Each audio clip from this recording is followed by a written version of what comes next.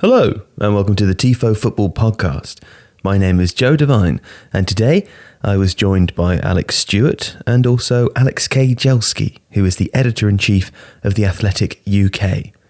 Alex's job is as the top editor of a team of editors who run all of the journalists who write all of the football stories for The Athletic in the UK, and it was a pleasure to speak to him. We spoke to him today mostly about what an editor does, what his day-to-day is like, what he does when he gets up on a Monday, how that job works and how you pick stories and how you work through them, stuff like that. And also a little bit about how it's been going at The Athletic so far. This is something that only started in the UK at least 9 months ago in the summer, so the beginning of this football season. They have nearly a full season under their belt now, and lots of people have been talking about them. And we've been working with them for a while, so we thought it was a good idea to get Alex in and talk a little bit more about that. So I hope you enjoyed today's episode. It's really interesting to listen to. It's a little additional one on the end of this week here. We've released 2 this week. I hope you've enjoyed the extra bonus content. And I'm delighted to tell you also that next week, on Tuesday, the episode being released will be of a conversation I am yet to have, but will be having with James Montague about his new book, 1312. And that's all about football ultras all over the world. So I'm really excited to talk to him about that. But anyway, I hope you enjoy today's episode. This episode, of course, is supported by The Athletic, where you can get a 7-day free trial and 50% off an annual subscription by visiting theathletic.co.uk/Tifo. So I hope you go and check that out, particularly after today's episode with Alex. If you find it interesting and you want to read more about what they're doing and indeed read what they are doing, you can go there. So thanks for downloading and hope you enjoyed today's episode. Alex Kay Jelski, hello. Hello. Welcome to the Tifo Football Podcast. It's a pleasure to be here. Thanks for coming. You are the Editor-in-Chief of The Athletic's football or UK? The Athletic UK, although that is only football these days. Right, okay. When it expands to include more sports, if it does, will you be the Editor-in-Chief of that too? I'm afraid I can't comment on speculation. Okay, good to know. Will you do equestrian sports, given how much you love animals? We're going to focus on Quidditch. Actually, there's probably quite a big market for Quidditch. Have you seen the people playing it? It looks like fun. I've seen it in Finsbury Park, right. I think. It's really... Yeah. Who would do that? I don't know. I don't really know anything about Harry Potter. Have you not read Harry Potter? Not read it. It's like, you know how you just had to have certain things that never happened to you because you missed it in terms of... What is your age? Do you mind me asking? Jeez, I mean... Are you over 35 or not? I'm 36. You're 36? Yes, okay. So that's nearing middle age. Yeah, so you were too old when the first Harry Potter book came out, maybe, to... Yeah, exactly. It's the same reason I've never seen The Lion King. It's just one of those things. Wow. It just gets worse and worse, doesn't it? Yeah, shall I go? The future of football journalism is in the hands of a man It's not the who've future. not watched the... Hey, so it's very exciting. It's very exciting. Top dog, you're the top dog, and presumably you were involved in hiring many of the people or all of the people beneath the top dog? Yes, well, certainly most of them, yeah. How many have you got now? I genuinely don't know. Is that bad? In the tens? What we got? We got in the tens. Well, absolutely. Every Premier League club, some Championship clubs, Scottish clubs, and a bunch of general writers. I don't know. It's probably about 50 or so. Right, yeah. Plus lots of people in the office. So it's been going since last summer. Correct. And how is it going? It's going fantastically. It's a lot of fun. Okay, that's really cool. And how have you found adjusting to a new sort of environment? I mean, it's a bit different to traditional broadcast sports reporting and also online stuff, right? I mean, it seems a little bit like for the writers, the pressure is off. I assume that isn't the same for you in terms of how many pieces you have to turn around on a regular basis. Okay, so the writers all of a sudden might have gone from a job at a local paper where they had to write, I don't know, 8 things a day, 6 things a day, and now they're writing 3 or 4 a week. But because the content has to be content that you can't find somewhere else, I think that's much harder. Yeah. If you're a football journalist and you know, right, I'm going to the game tonight, and that means I'm going to do the match report, the ratings, the quotes. There's quite a lot of, although it can be similar to what other people are doing, there's quite a lot of security in knowing that that's what you're going to do. Right. Whilst if you think every week I've got to produce 3 things that no one else is going to write, that's bloody hard. Right. What do you think the different kind of discipline is in that? I mean, because presumably most of the people that you've hired have come from those environments and are now in the new one. What are the different disciplines that they have to pursue to do their job. They need to make sure that they're spending more time finding out actual information. Right. Because if people are going to pay to read us, they need to learn something. Right.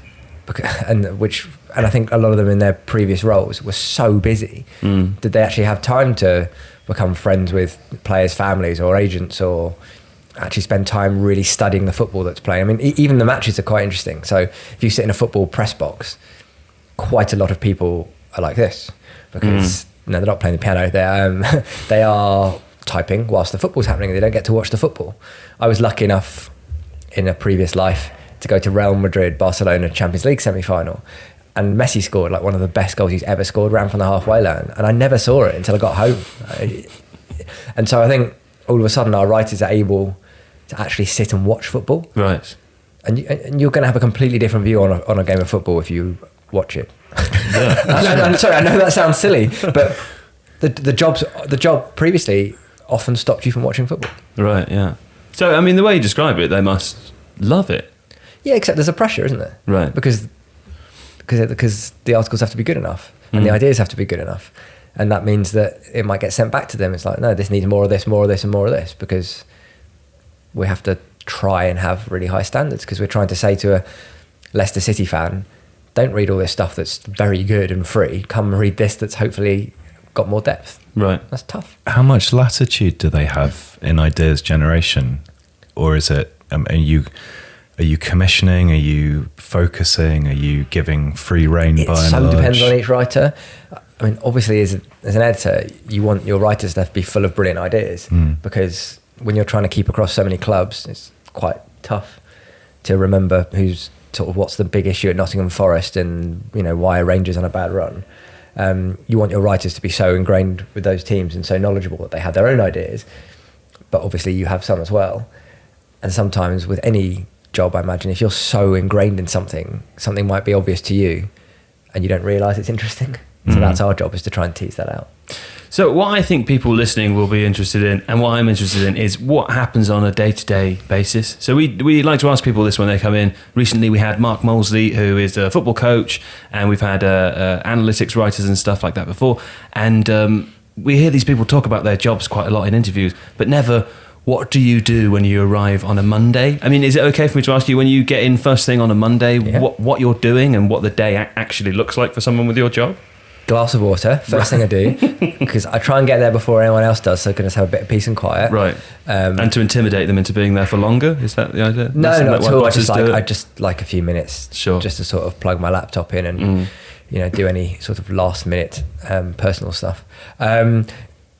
Glass of water, sit down and get my pad out and start writing down all the things that I've probably been noting down that I think are interesting, so that when the phone calls start coming in, I can commission interesting pieces.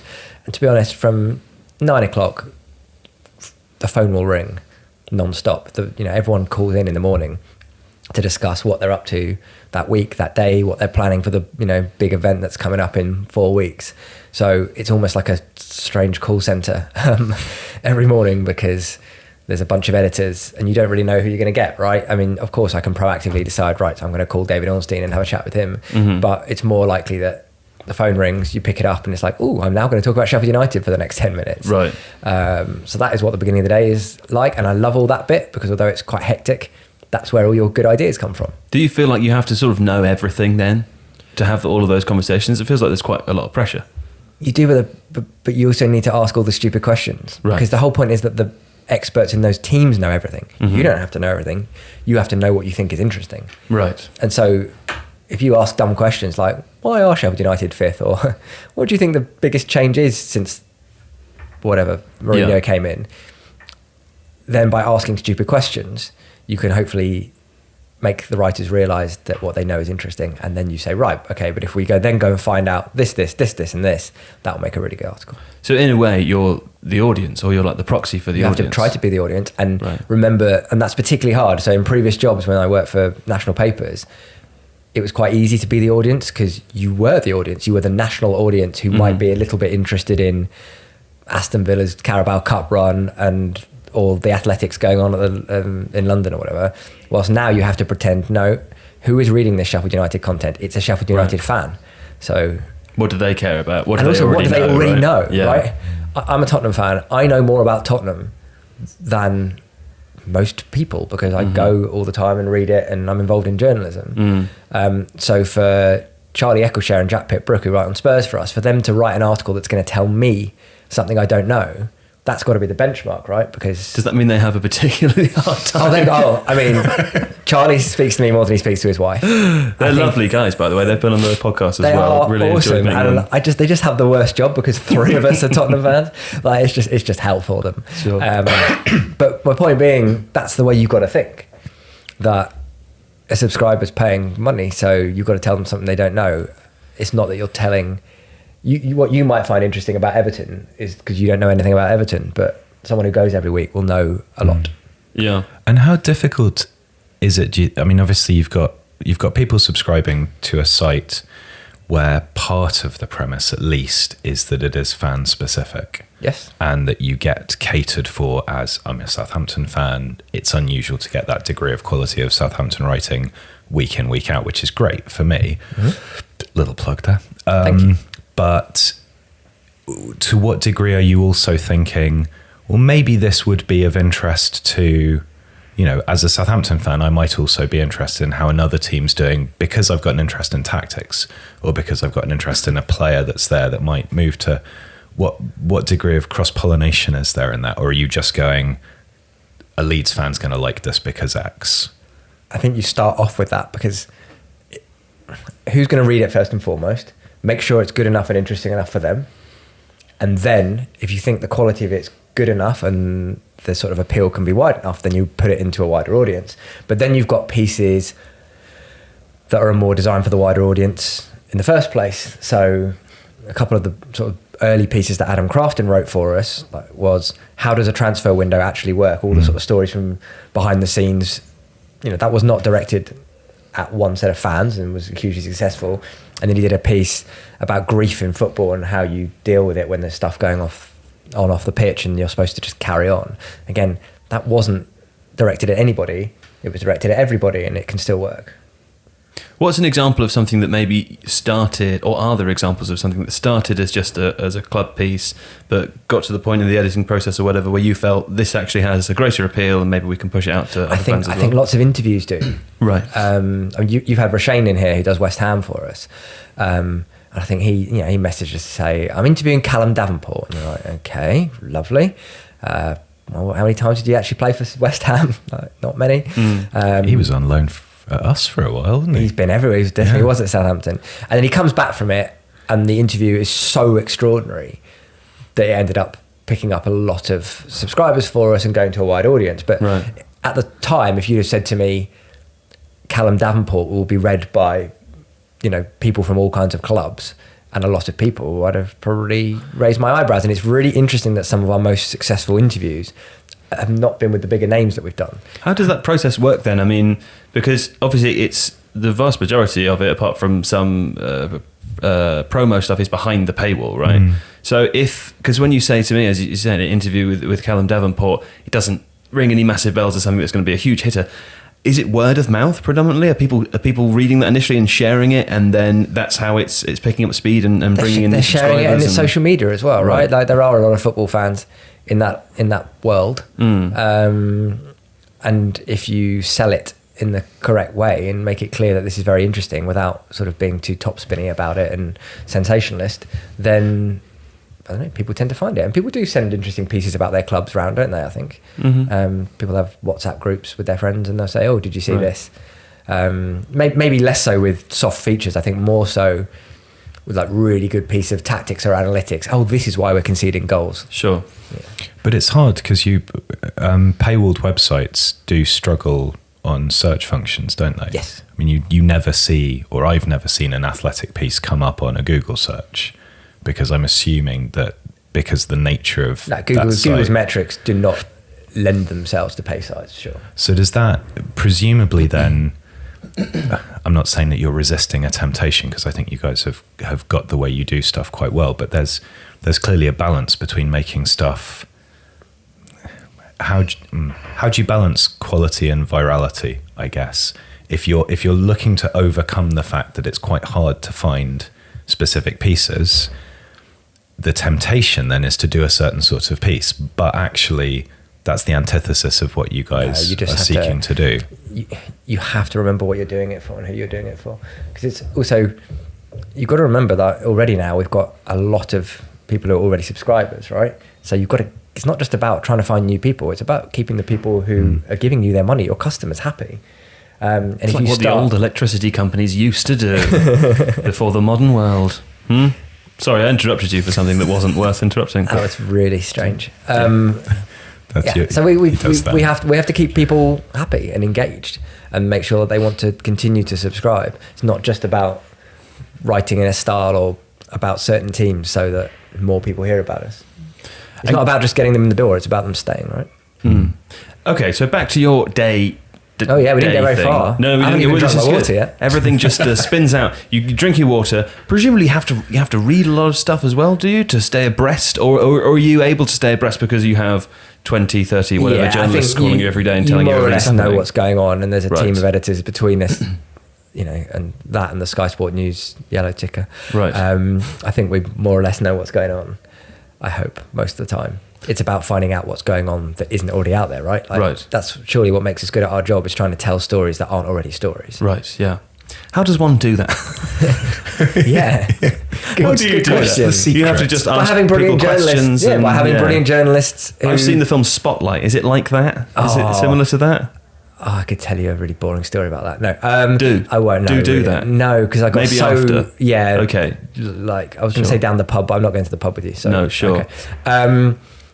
It isn't completely different from that. I guess it's that you hope that there are people within those football clubs and the football world who trust your writers enough that they tell them information. Right. So a lot of it is about trust then. It has to be, yeah. Which is why presumably you find local journalists get the best stories a lot of the time because they're embedded in the community, right? Absolutely. And it's hard work. The reason David Ornstein gets so many stories is because he works really hard to get on with a lot of people. And then when he's given the information, he doesn't turn it into more than it is. He tries to make sure there are two sides to it, even if that means painful conversations. Right. And be fair. How do you become David Ornstein then? By working harder than everybody else. And by meeting the right people? By meeting lots of people, and then enough of them will be the right people. Right, yeah. By having 20 meetings that bring nothing, and then one that brings something. Right. And not giving up. It sounds exhausting.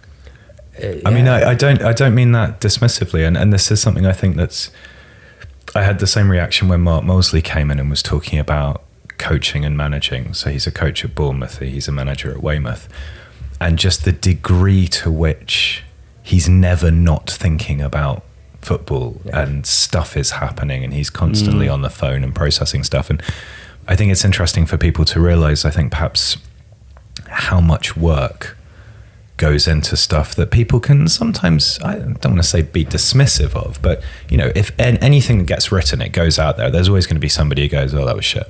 Of course, because it's an opinions game, and it doesn't mean they're wrong either. No, it doesn't mean they're wrong, but I think the degree to which so much effort happens to make that, I think it's something that still surprises me, and I sort of work in the area a bit. I've definitely put a lot of effort into stuff that's you shit. Haven't. You don't put any effort into anything. But no. I think that angle of it is just something people don't realise. I think if you're a journalist, football journalist, and you work ridiculously hard, I don't think you'll be rubbish. Because I think if you're pointed enough in the right direction and work hard, you'll just find out information. And people think that football writing is all about writing. Like, there's loads of people who can write. Like, writing, I would say, is the far easier bit and the far less valuable bit. Finding out things that other people don't know is the far more valuable bit. It's just then a choice about how you present that. Whether you present that in a crash bang wallop way, or whether you put that into a story that's a bit more written. And again, having good ideas is tricky, I think. Yes. Do you ever worry that, well, not worry is maybe the wrong word, but there's only so many times you can find the first coach of a particular player. There's that sort of style of writing or style of piece can become maybe a little hackneyed after a while. Are you trying to? I think, again, it's about not doing it too much, right? And remembering that different pieces go to different audiences, and how excited people get by football. So yeah, if you took 5 Liverpool players and did that within a 3-month period, it'd become incredibly boring and repetitive. But if you tell the story of Sadio Mane in Senegal, which we did, when literally no journalist had been there and told that story, you know, I think that's pretty powerful. But then if that's okay, and that's read by mainly Liverpool fans, but hopefully some wider audience, if you're then doing something similar but less extravagant with Sheffield Wednesday's right winger, you have to remember that those two pieces are probably not going to be read by the same people anyway. Yeah. You can get too sucked into like the journalism of it and thinking, oh, what would journalists think? What would other people think? Well, hang on, who am I writing for? Yeah. At the end of the day, will the Sheffield Wednesday fans find this piece interesting? Yes or no? Do you worry that people are perhaps less enthused by football than they used to be? Because there's so much content out there and so much of it is freely available, and you can become, you know, if you're on Twitter and you've got Sky News, Sky Sports News, and you go on whatever websites and so on, it's you can be consuming football content 24/7 if you're insane and that's what you want to do. But also it seems to me it's kind of fractious at the moment. There's a lot of reasons not to like it, or not to like a lot of the stuff that goes on around it, and it feels like it's more that way than it was 2 or 3 years ago.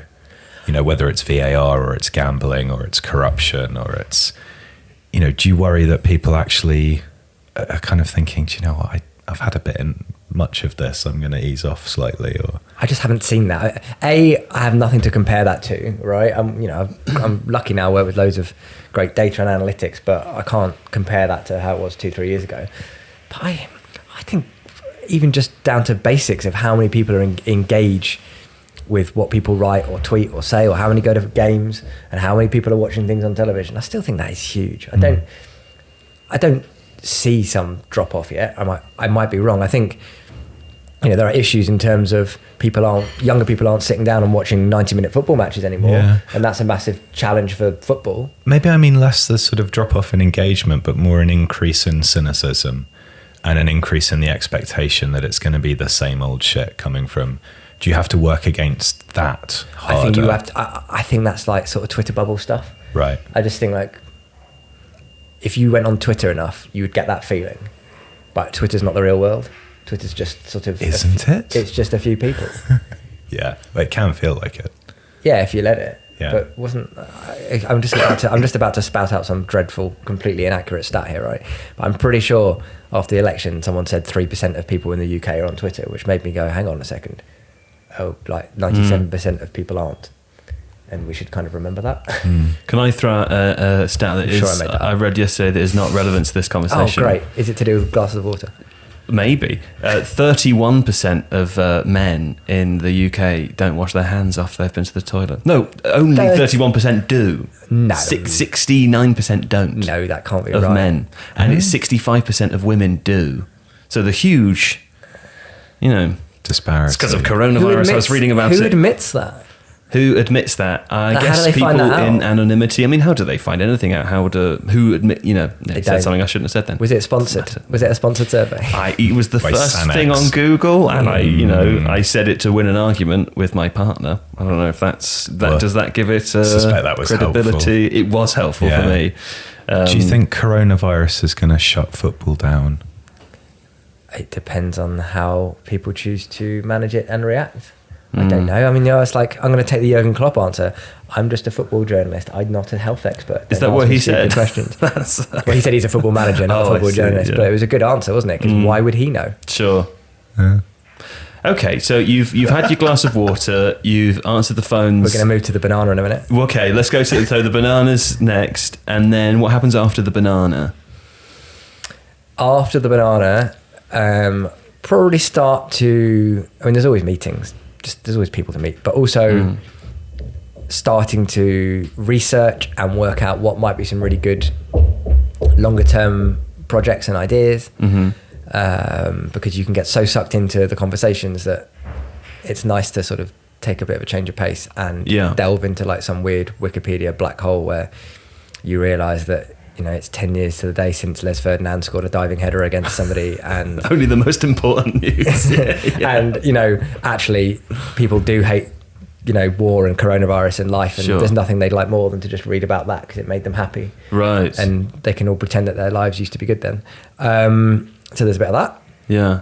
And then the words start arriving, lunchtime-ish.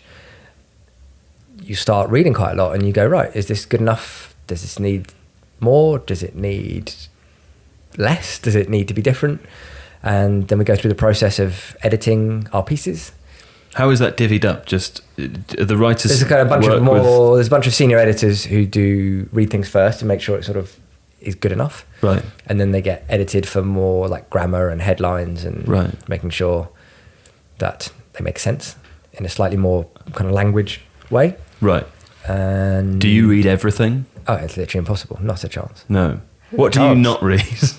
It just depends. It so much depends on where I am and what I'm doing. Right. Yeah. And it's not like, oh, I will read all the Tottenham stuff because that's what I know about. It will just depend. I like to make a habit of reading everything. Right. Sorry, not reading everything, and then reading everyone, so that I don't just go 3 months and go, oh, hang on, is our Aston Villa writer still any good? Right. Yeah. You got to make sure you kind of have that. Yeah. Yeah. Okay.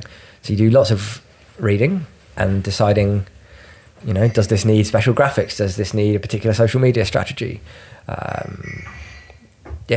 You have quite big conversations about how it should be sold in terms of headline and picture and things like that. Mm. And then you read and read and read lots, because that is our job fundamentally, to make sure that we're putting interesting content out. And then we go home and I bath my children and put them to bed and then do a little bit more work. Right. Do you often find yourself thinking about it when you're going to sleep? I'm getting better at not. I have God, this sounds ridiculous, but it's true. That the people I work with are ridiculously good. And so we divide up the week so that someone is on a late every night. Right. So there's one night, so last night I was the designated person to sit and watch all the football and talk to all the writers who were at the game that night. And my brain is dominated by that. Right. The other nights in a week, it's someone else's job. Now, it doesn't mean that if there's something important going on that I won't be watching it and aware of it.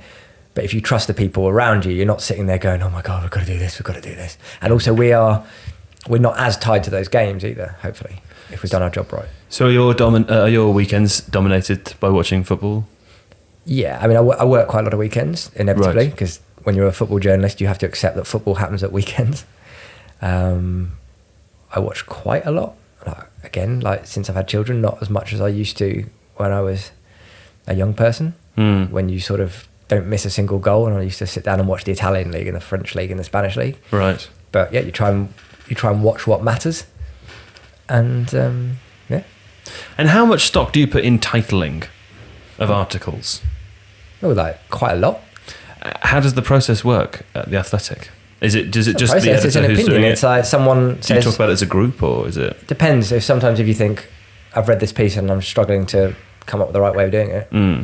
But it's, putting a headline on something, what are you trying to do? You're trying to reflect fairly what is in the piece whilst making it appealing. Can you think of your favourite headline that you've done in your time at The Athletic? At The Athletic? No, God knows, I can't remember. I don't know. You've just... Is signed the correct terminology? James Horncastle has just... Joined your staff. Yeah, the pieces, when they start, they do a piece called Why I've Joined. Okay. Yeah. I saw the Totti thing. Yeah, it's fun. Is it because James is particularly good and has a particular profile, or is it because you wanted a Serie A thing? It's both. And he's the right guy for that? It's both. I mean, obviously Serie A is a very, very big and popular football league, and it has some really famous people in it, like someone called Ronaldo and Ashley Young. And so it makes a lot of sense. We think there is a market there for people to read in depth about Italian football in English, and James is stand out the best person there, in my opinion. Yeah. So it is both. Would you be precluded from covering a league that was interesting if you didn't feel there was someone good enough to do it? Or would you try and fit someone to it? No, I think you can do it that way. You just have to possibly be a bit more patient and realise it would take time for them to build up contacts, information, profile. A lot of our writers who started on Premier League and Championship clubs, Southampton's a great example, your team. didn't start with any kind of background working around those clubs. They've had to go down, move to somewhere in the country they've not lived before, and get to know people and understand the club's history and understand the fans and try and make contacts and get sources in dressing rooms and things. And it's Carl, the coach of Southampton's a great example of, on day one, what did he know about Southampton? Very little. What does he know now? A lot. Doesn't mean that he knows exactly what 20 years of history means, because he hasn't been covering them for 20 years, but you have to start somewhere. And if someone's bright enough and switched on enough, then it can be done. I would like to say that my favourite article which has been released by The Athletic was Daniel Taylor's piece on the story of the two kids who eventually ended up like moving in with Brian Clough. Do you remember that one? I do. It was Danny's first piece. It was unbelievable. It was amazing, wasn't it? Oh, it was so emotional. I remember reading that. It was very, very moving. What is your favourite piece, if you have one? I don't know if you're allowed to do, upset anyone, but I'm not going to upset anyone. Just you're asking me questions I've not thought about. I mean, that was incredibly good. I really, really loved Oliver Kay in Senegal, because that was Liverpool Man City Day, and it was us trying to show that we were different and be interesting. So all the top journalists were at Liverpool Man City writing about that game, and rightly so, writing excellent pieces. They're all, bloody good at what they do. And we had someone on the other side of the world doing something equally interesting but completely different, and it showed me that you can be a bit bold.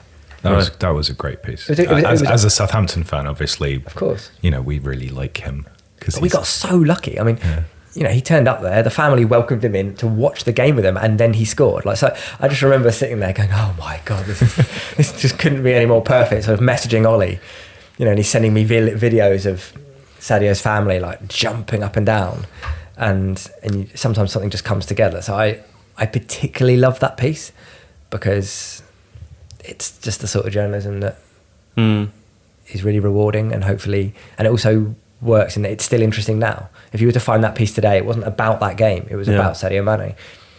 Yeah, that's true.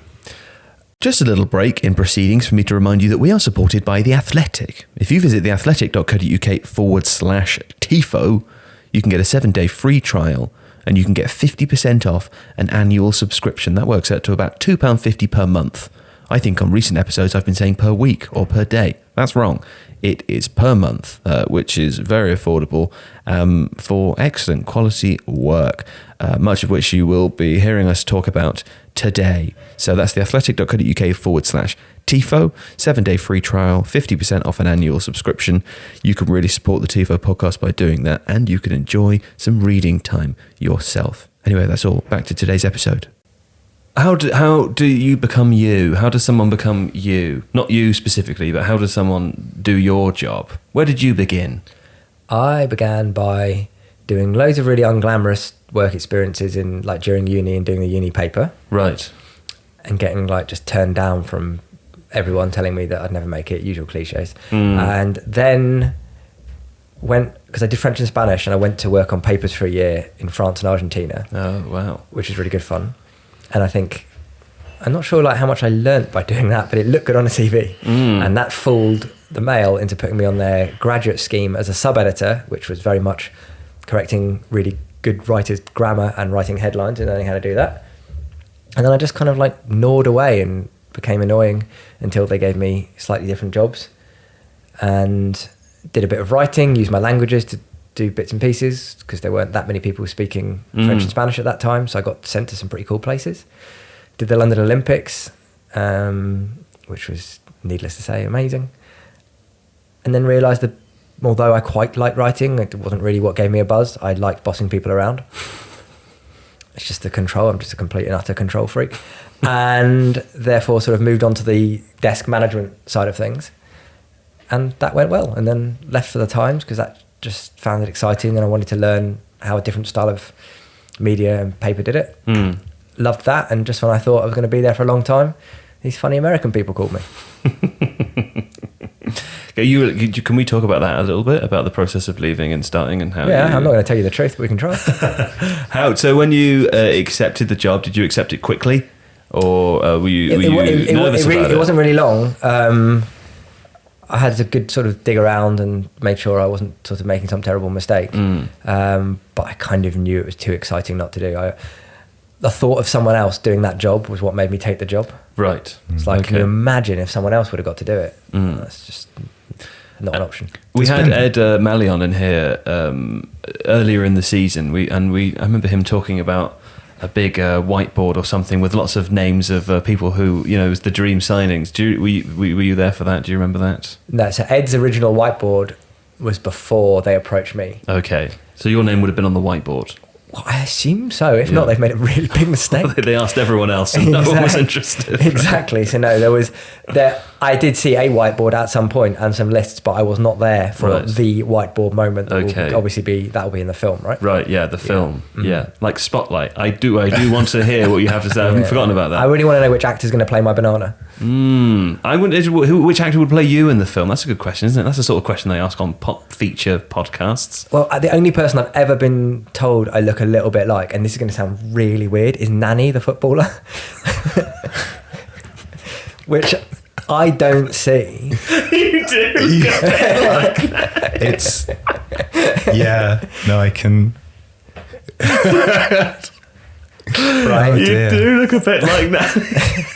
So if he's available, we could go down that route. I never would have seen that unless you said it, but now you have. Yeah. I can see it.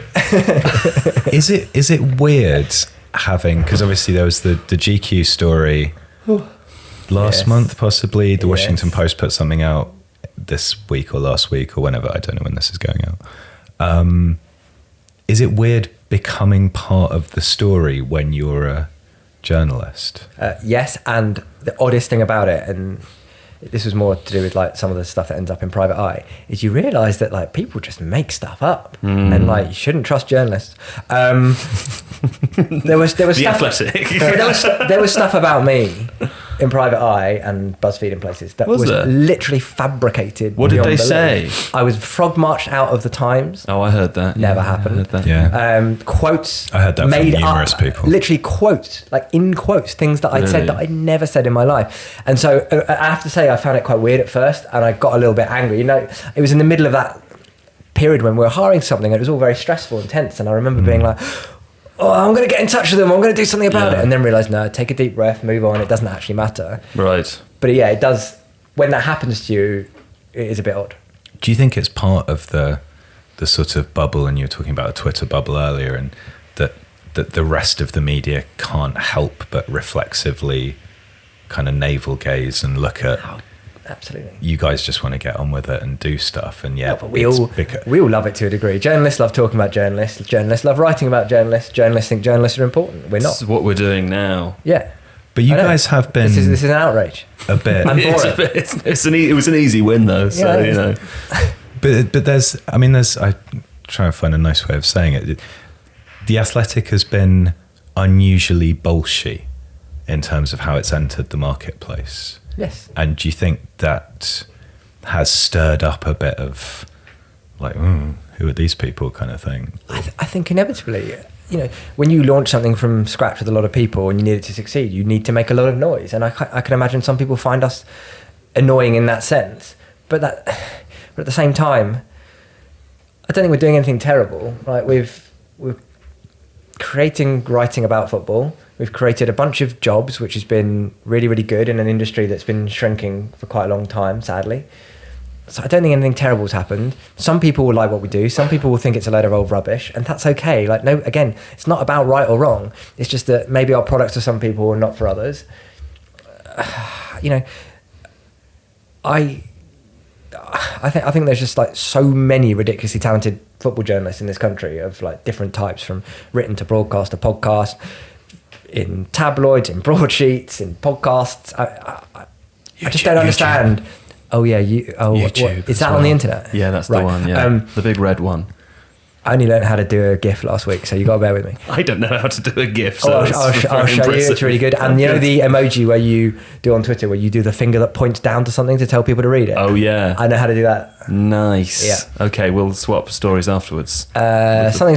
I think I was saying something like, and there's kind of room for everyone to exist, and I really do believe that. Mm-hmm. And just some people are going to get a bit angry about us, but hopefully they'll see that we're not actually doing anything horrible. Mm. Hey, so what are you hoping for the future for The Athletic and you? Me, I'm fine. I mean, what does that matter? I don't know. More bananas. Yeah, probably. Don't derail the serious I think question. if there weren't any more bananas, then it'd be like, what would I have for breakfast? If I didn't have breakfast, I'd get a bit narky. Are you Then- only eating a banana for breakfast? Yeah. Is that all? Yeah. You don't eat anything else other than that? No.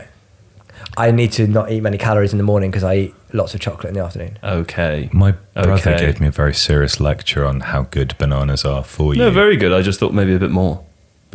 Can I ask specifically, when do you eat the chocolate? Do you find that it's at a time of the day where the thing you're doing is quite laborious, or are you No, bored? it just depends on the mood I'm in and Right. what chocolate I have access to. Okay. Are there often chocolates in the office, or do you have to bring your own chocolate? Devine, sometimes, like people run to M&S and get those tubs, like the 4 for £4. Do people send you chocolates to ingratiate themselves with you? No, but you're more than welcome to. But if what I'm into at the moment is Easter eggs. Just whole Easter eggs. When is Easter? It's pretty soon, isn't it? Okay. Well, it's not irrelevant because presumably you can't buy Easter eggs most of the time. Well, I think you'll say find that. you can buy them for at least 4 months of the year. They put them out at the Which is first still day of not February, most. I think. Yeah. Of the time. Oh no, they were in. Sorry, that's a bit sad that I noticed. No, They go were on. probably in like the day after Christmas. Right. Yeah. Yeah, it's Okay. like, What yeah. is it about Easter eggs that you like? I like that they don't have any edges. Yeah. Yeah, that's good. Yeah. What? No, yeah. But do answer my question, though. The future of The Athletic. What are you hoping for? I mean, you do the same thing as you're doing now, which is a very, very good thing, or do you have big plans that you want to announce here and now? Or do I you can have, reveal for the first time. is there we've got a big thing you want to... Have you got a thing?